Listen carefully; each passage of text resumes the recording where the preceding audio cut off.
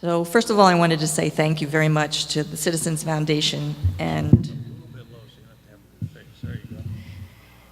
congratulate the Citizens Foundation on this 10th annual Placemaking Conference.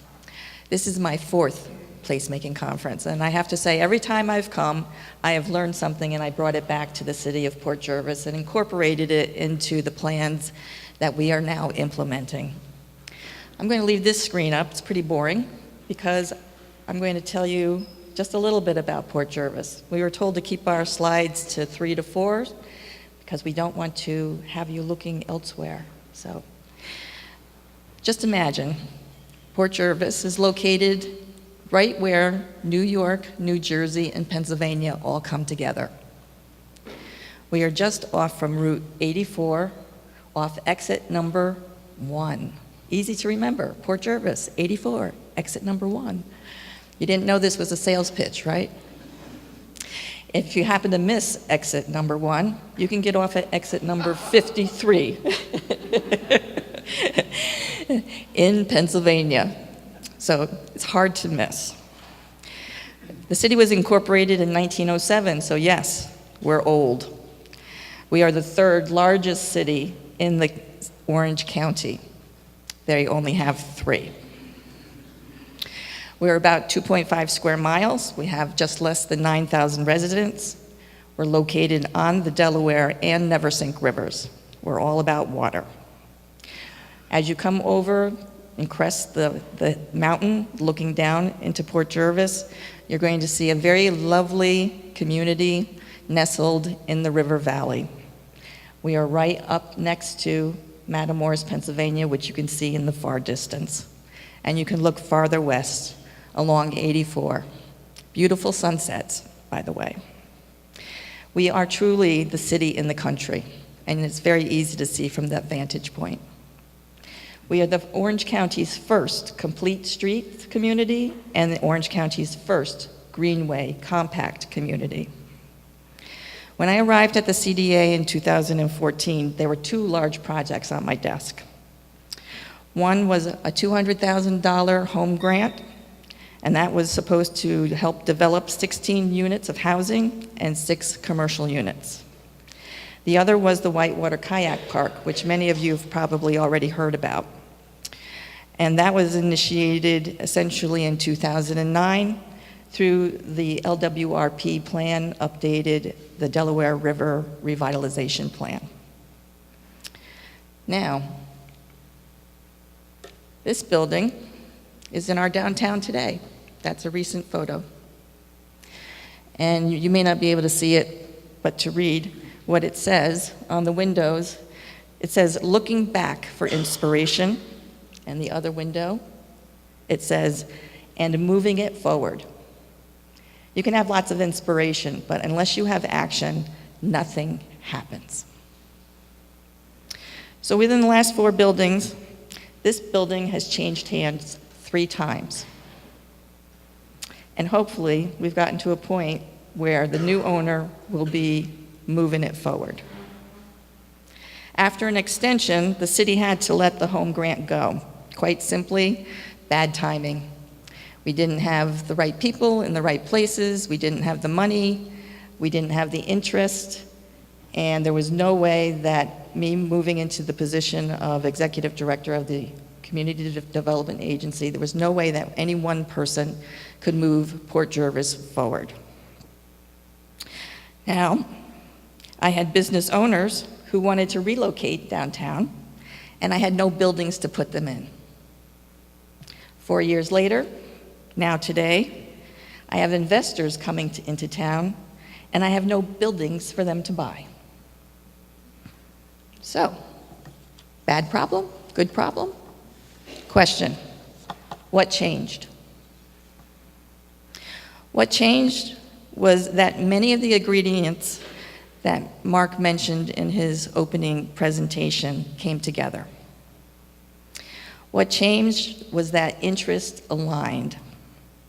The mayor, common council, established business owners, new business owners, and new benefactors came to town.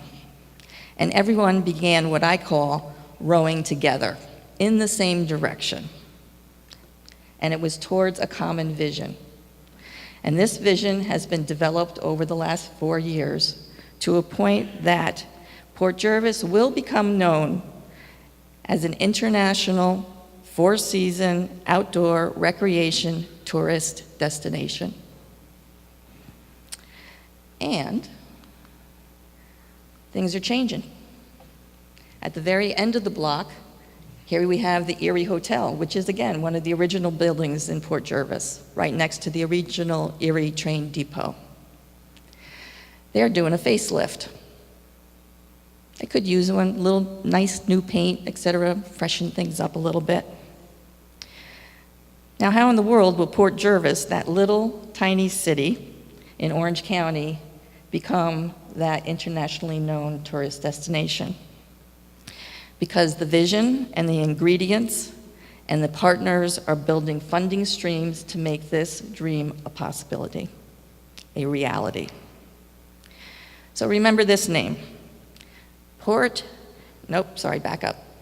Metro North's Port Jervis Line. What's that? Hello, hello, hello? Train station. It is the train station, which terminates in the city's downtown. Very close, within yards of our strategic business district. And where does the Port Jervis line originate? New York City, Lower Manhattan, and then makes its way through New Jersey to Port Jervis. Who goes to New York City? Everybody. Lots of people. So it takes you 2 hours, 20 minutes, but you end up in Port Jervis. So what else does Port Jervis have? Port Jervis has a building with a new roof, which I'm standing on to take this photo. This is a 4-story building in the downtown. This is a stretch of our downtown. The building that was on the first slide was right over here in the corner. And Cooper's building, Foundry 42, which you cannot see, is between the peak and the next building, but you'll see it when Cooper comes up. So over in the distance, and you can't see that very well, is the Delaware River. And down around that corner is 40 acres of Delaware riverfront property that the city owns. And in 2009, the concept for an in-river kayak park was initiated in the LWRP plan, which I mentioned previously. In 2012, the Orange County Planning Department put together a preliminary economic impact statement as to what this project could do to the city of Port Jervis. And in a nutshell, it came up with, once complete, and that includes lodging within city limits and near the downtown, it would bring between 500,000 and 1.6 million people to the little city of Port Jervis, producing between $10 and $33 million worth of revenue and kicking off approximately 400 jobs. Not so shabby, eh? I call this my slow-moving train. And the reason it's been slow-moving is because through the surveying and the engineering and all those other little things, the little tiny dwarf wedge mussel showed its head, which is an endangered and protected species by the state of New York and the federal government. So we've become very close friends with the U.S. Fish and Wildlife Service, New York State DEC, and the U.S. Army Corps of Engineers, because everybody has to work together. Oh, and Pennsylvania. So it's a multi-project, multi-agency project. So after a lot of twists and turns, we've finally gotten to a point where the initial biological assessment has been sent to the Army Corps of Engineers. We've received their comments back and we're working on them. Once those responses are complete and returned, then we will be moving towards a public comment period, and after that, hopefully, and we plan on the permits being available. Once the permits are ready to go, we're looking at basically a $5 million project, $2.4 million in water, and I'm just estimating $2.45 out of water within those 40 acres.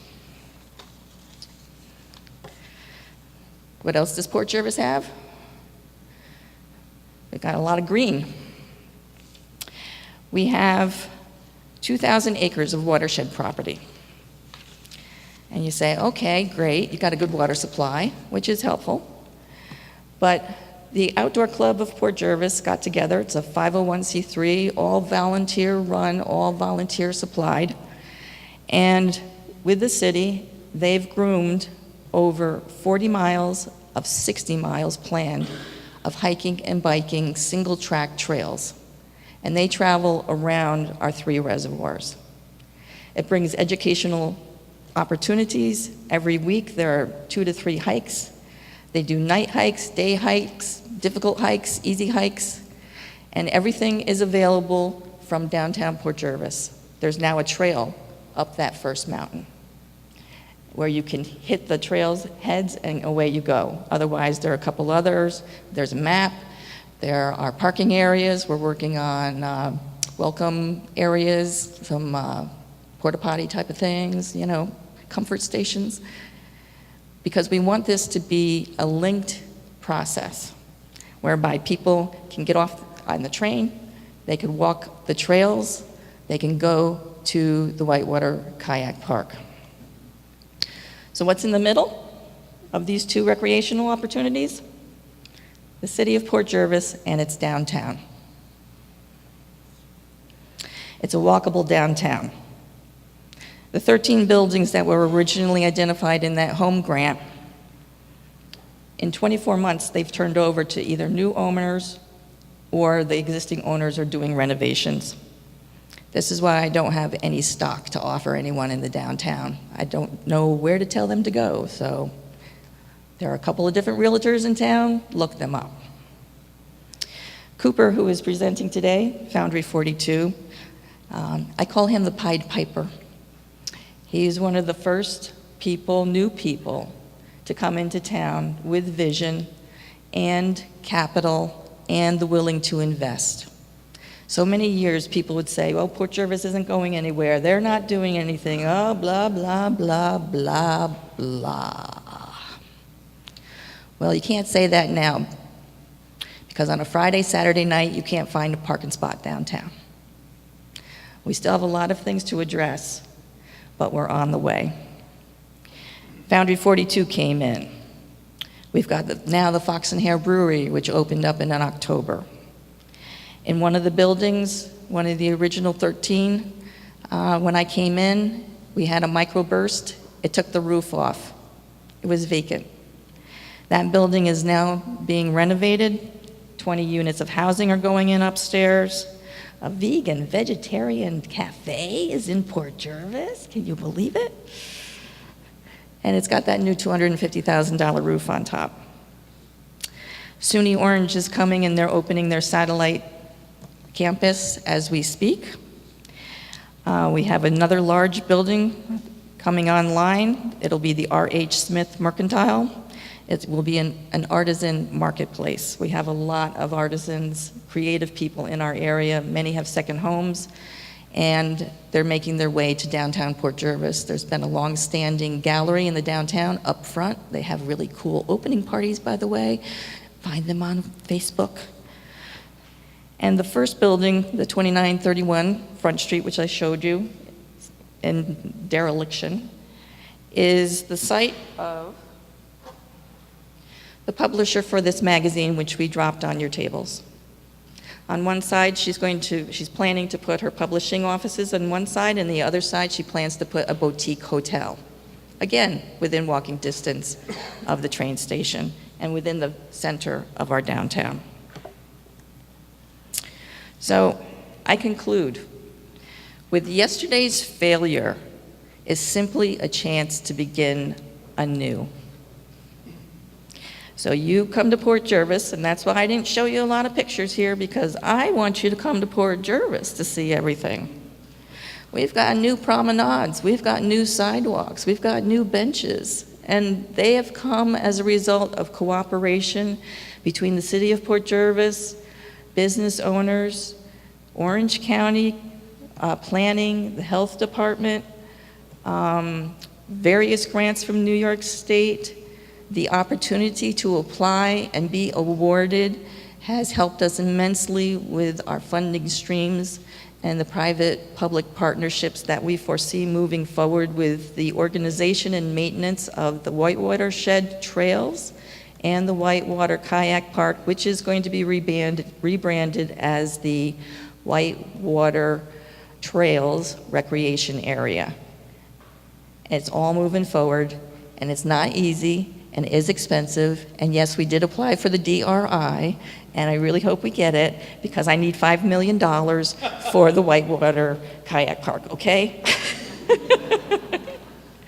So thank you.